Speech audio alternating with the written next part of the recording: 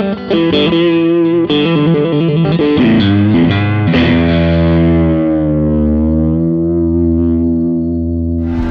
there, this is Noe the G, founding editor of Guitar World magazine.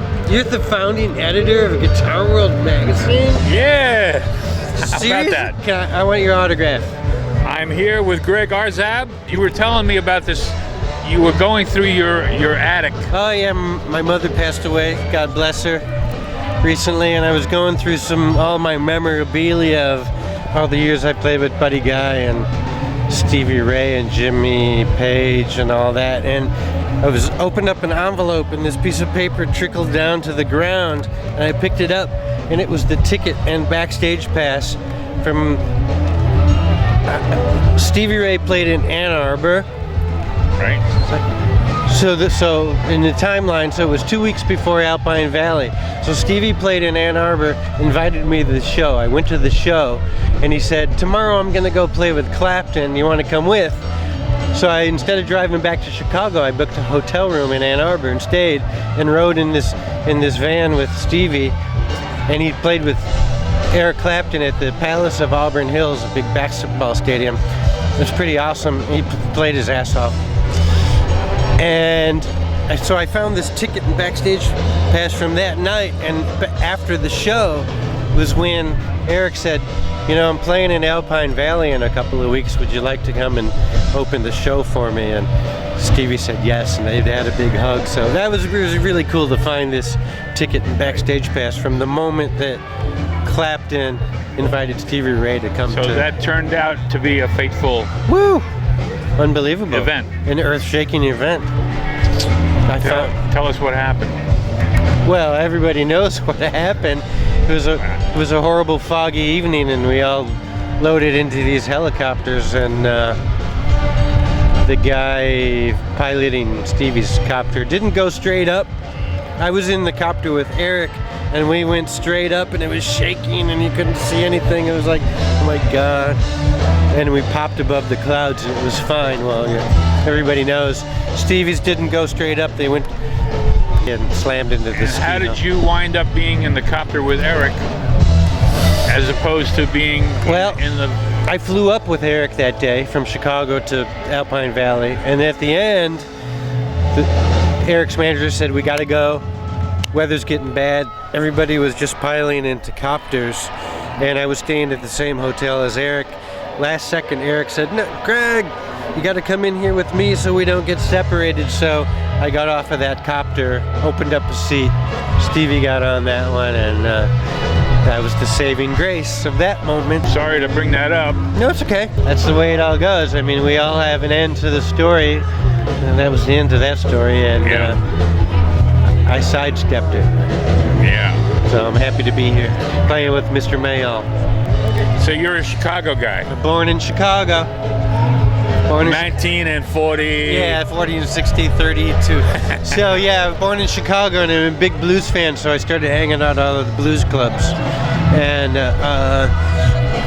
Eddie, the Chief Clearwater, had me play some gigs. And the guy who was playing with him also was doing gigs with Otis Rush, and recommended me to Otis, and I played with Otis Rush, and he's a master, and he liked me. I was a young little skinny little white kid, 19, 20 years old, and so I ended up playing an Otis Rush band for many years, and at the same time playing with Hubert Sumlin and Junior Wells and James Cotton and a bunch of people. And then Buddy Guy saw me playing with Otis Rush, and ended up playing with Buddy Guy for about 15 years. Now, I learned so much from him. Wow, he's a beautiful, beautiful player, lovely guy.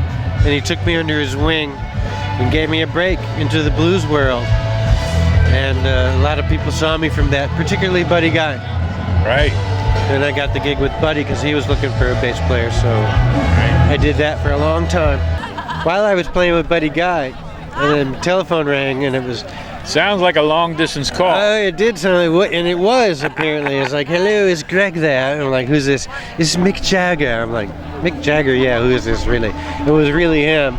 Like, what do you want? And he goes, well, Phil Wyman is retired from the Stones, and we would like you to come and play. We've seen you play, and would you like to come and play with us? Because So I did. I left the very next day to go to Europe with Buddy. Had a day off in Tel Aviv, Israel, and flew from Israel to New York City and did an audition with the Stones. And then flew back to the Buddy Guy tour. And long story short, I didn't get the gig. And it would have been nice. The rest is history. It is.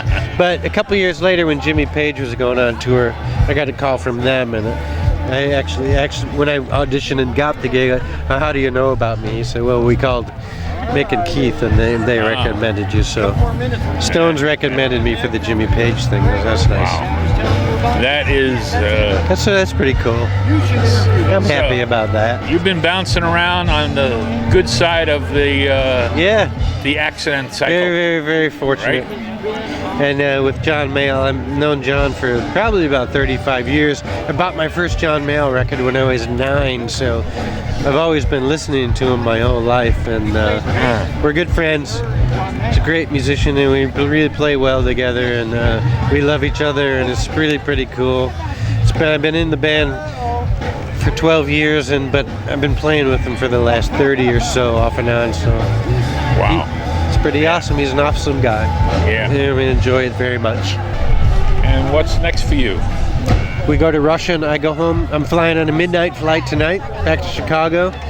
And we're going to Russia in a couple weeks to do a gig over there in St. Petersburg. And then a big West Coast tour, a big East Coast tour. And then we just finished 9 weeks in Europe.